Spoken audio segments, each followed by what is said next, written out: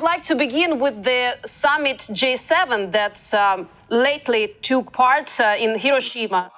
So during the J7 summit in Hiroshima, United Nations Secretary General Antonio Guterres stated that the United Nations Security Council didn't fulfill its main functions for which it had been created in 1945.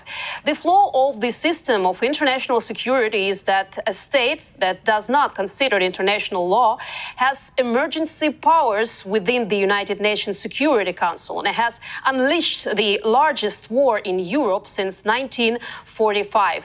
In April, Russia was the chairman of the United Nations Security Council, despite the fact that the Kremlin began the greatest war in Europe since World War II. Moreover, Russia holds the chair in the United Nations and of a permanent member of the Security Council illegally. It belongs to the USSR and procedurally could not have passed to Russia. Russia should be expelled from the United Nations, and its accession to this organization should be considered according to the appropriate procedure. Perhaps it is this war that will lead to the reconstructing of the global security architecture, turning it into a more modern and effective one. So my first question is, the exclusion of Russia requires a legal procedure, as we understand. What are the chances to develop and to approve, and most importantly, to get the majority of votes for these decisions? Because the United Nations is not monolithic as reality shows, and voting, especially on the key resolutions, especially with regard to Ukraine. So with which countries in the United Nations can be some problems, and problems especially on these issues? And is there any understanding of how to convince those countries who already know everything what's going on, but refuse to accept the facts and react, having their own interests, choosing neutrality? How do you think, is there any procedure possible to change the situation in United Nations organization? Yes, thank you for the question. As you were speaking, I was just thinking that in some ways the situation involving Russia is even more dramatic than what you outlined. Not only has Russia unleashed, as you said, the largest conventional war in Europe since World War II, but it's also behaving in a manner that contradicts the founding principle of the United Nations, which, among other things, and first and foremost, was meant to prohibit the acquisition of additional territory between states through a war of aggression. So it's not that there have been no disputes about international law, or that nobody's ever done anything before this that violated international law. But I think it is fair to say that what Russia is doing now is practically unprecedented, with the possible exception of Saddam Hussein's invasion of Kuwait in more than 30 years ago, which, interestingly enough, was condemned by everybody concerned, including then the Soviet Union, which still existed and was a member of the United Nations Security Council. So the dilemma that the world faces with Russia is that Russia is de facto at least a member of the Security Council, but is behaving in a manner that completely contradicts the founding principles of the United Nations, which is that not that borders are sacred, but that they should be respected, and that they should only be changed in certain peaceful ways, and not through a war of aggression meant to carry out territorial aggrandizement, as Russia has done already by allegedly annexing a number of Ukrainian regions, and as it has seeking to do by trying to conquer more of Ukraine. So to answer your question, I, like you, do not see any current indication that the United Nations is preparing to discipline Russia in any way, let alone to remove it from its position on the Security Council. You and I were just speaking about the atrocity that Russia has clearly committed against the people of Ukraine in the form of the explosion of the Kakhovka Dam. One would hope that this will jar certain nations out of their complacency.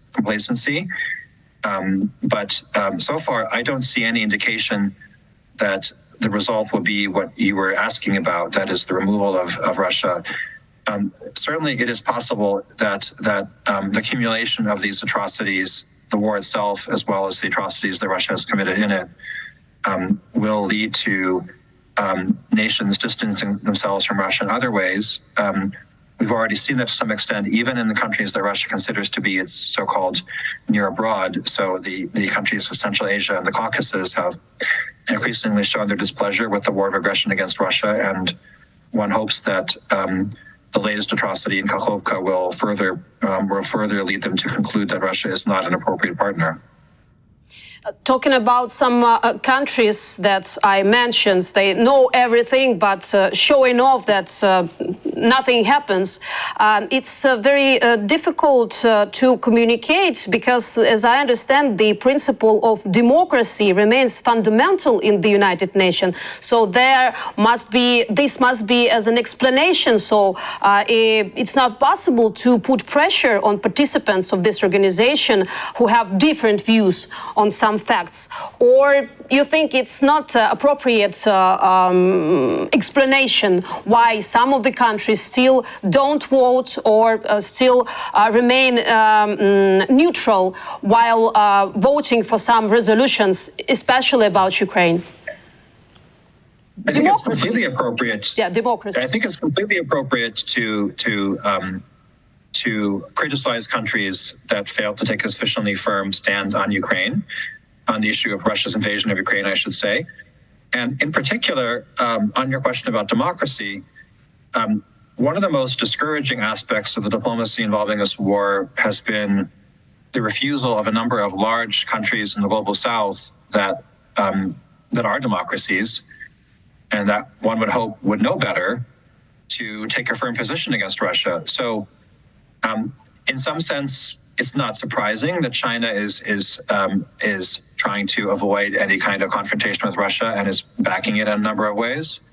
It's not surprising that Iran, a theocratic dictatorship that also has conflicts with the West, is supporting Russia. Of course, it's pardon me. It's very wrong that they're doing that, but it's in some ways more disappointing that countries such as, say, Brazil and South Africa, which are large democracies that claim to stand for certain principles in the world, including non-aggression, but also anti-colonialism, are failing to firmly condemn or at least take any steps to restrain Russia for engaging in what is clearly, I think we should call it, a colonial venture. And a number of my colleagues in the social sciences have made the point that Russia's behavior is essentially attempting to turn Ukraine into a kind of colony. And to return to the point that we discussed earlier, if one of the main principles of the United Nations is respect for borders and the principle of non-aggression, another is that there should not be colonialism. And yet Russia is engaged in colonialism, and countries that claim to stand against it and claim to be democracies are not taking a firm stand against it, and they should undoubtedly be criticized. I would hope that with time, as that criticism becomes more pointed, so I'm thinking about the behavior of, say, the president of Brazil, who has made some rather outrageous statements about the invasion of Ukraine, essentially being very reluctant to assign blame to Russia. Those individuals and the governments they lead should be criticized, and one hopes that the criticism will eventually sink in and lead them to reconsider their diplomatic position if it seems to be becoming disadvantageous to them.